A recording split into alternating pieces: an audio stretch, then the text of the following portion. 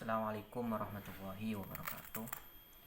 Di sini saya akan menjawab pertanyaan luas dari Ibu Feby, mata kuliah praktek perbankan. Di sini soalnya sudah diberikan oleh Ibu Feby. Soal yang kedua, silahkan kalian berikan ulasan hal menarik apa yang diinginkan oleh khalayak umum ketika mendengar kata bank.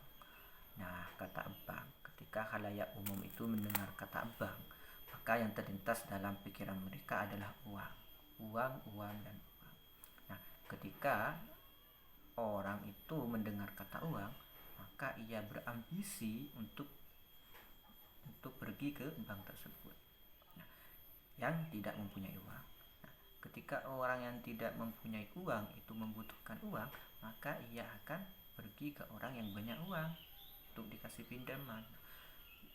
Sama halnya dengan bank. Bank itu kan tempatnya uang. Ketika orang tidak mempunyai uang, maka ia mau pinjam uang kemana? Ke bank.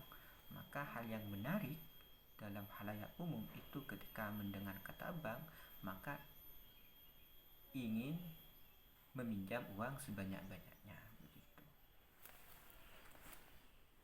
Nah, dan yang ketiga, ada beberapa teori yang mengantarkan seorang marketing perbankan menuju puncak kesuksesan. Tolong berikan deskripsi Anda mengenai hal apa saja atau anak tangga apa saja yang mengantarkan bagian marketing tersebut sampai puncak atau dikatakan sukses. Apa sih yang dimaksud dengan kesuksesan sebagai seorang marketing? Nah, seorang marketing itu dikatakan sukses apabila ia mampu melewati anak tangga yang akan saya jelaskan sekarang ini. Nah, anak tangga yang pertama yaitu mental. Seorang marketing harus mempunyai mental yang bagus. Orang marketing itu ketika mempunyai mental yang bagus, ia berani untuk menyampaikan tugas mereka sebagai seorang marketing. Karena seorang marketing itu dihadapkan pada masyarakat, pada orang-orang untuk mempromosikan produk yang ia tawarkan begitu. Maka hal yang paling utama dalam sebuah marketing, hal yang mendasar adalah mental bagus, maka semuanya akan bagus begitu. Nah, yang kedua, penampilan dan komunikasi. Penampilan itu adalah icon bagi seseorang. Jika icon bagus, maka orang tersebut akan bagus. Penampilan bagus, maka orang akan mendengarkan apa yang ia katakan. Kenapa? Tolak ukur seseorang itu diukur dengan luarnya, penampilannya. Kenapa? Buah saja kelihatan manis itu kan dari luarnya. Wah, ini buah jeruk, buah apel ini kayaknya manis. Lihat dari apa? Dari luarnya. Begitupun juga seorang marketing yang bagus ketika penampilannya bagus. Kalau saja seorang marketing itu kayak preman, maka orang takut untuk mendekatinya begitu. Juga komunikasi bagus, maka orang mau mendengarkan apa yang ia bicarakan itu. Tapi komunikasi itu harus komunikasi yang bagus, harus memperhatikan etika, akhlak, memperhatikan tingkah laku kita juga bagus pada orang yang kita promosikan begitu. Itu yang kedua. Dan yang ketiga itu harus tepat sasaran. Nah, produk yang kita pasarkan arahnya itu untuk ke siapa? Apakah untuk pemuda, apakah orang tua, ataukah petani, ataukah pegawai? Itu produk kita itu harus sesuai dengan yang kita pasarkan. Misalnya produk perbankan untuk orang kaya. Jadi maka kita ajak investasi menggunakan tabungan deposito. Kita ajak menabung untuk menggunakan tabungan deposito gitu, dan kelebihan dana gitu. Dan yang keempat, menyampaikan kelebihannya. Nah, produk yang kita tawarkan harus disampaikan dengan kelebihannya. Apa kelebihannya? Kita utarakan bahwa kelebihannya itu begini. Kalau kita nabung di bank ini, kelebihannya itu, kita harus utarakan.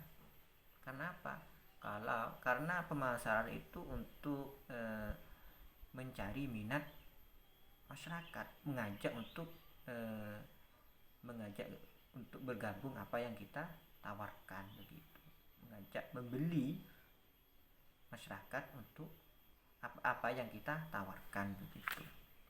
Nah, baru sampai pada tangga yang kelima menuju kesuksesan. Nah, apabila kita sudah melewati anak tangga yang keempat tadi, mental kita sudah bagus, penampilan dan komunikasi kita bagus, terus tepat sasarannya itu juga bagus, dan mengutarakan kelebihannya juga kita bagus, maka insya Allah marketing kita itu akan sukses. Dan kesuksesan marketing di suatu perbankan itu ketika kita mengajak masyarakat untuk minat pada produk yang kita tawarkan. Itu banyak itu kesuksesannya itu tergantung kuantitas masyarakat untuk membeli produk yang kita tawarkan begitu. Nah, soal yang ke-6, di dalam tugas pencarian nasabah, hal apa saja yang menjadi kesulitan, tantangan, dan kesempatan bagus bagi kalian?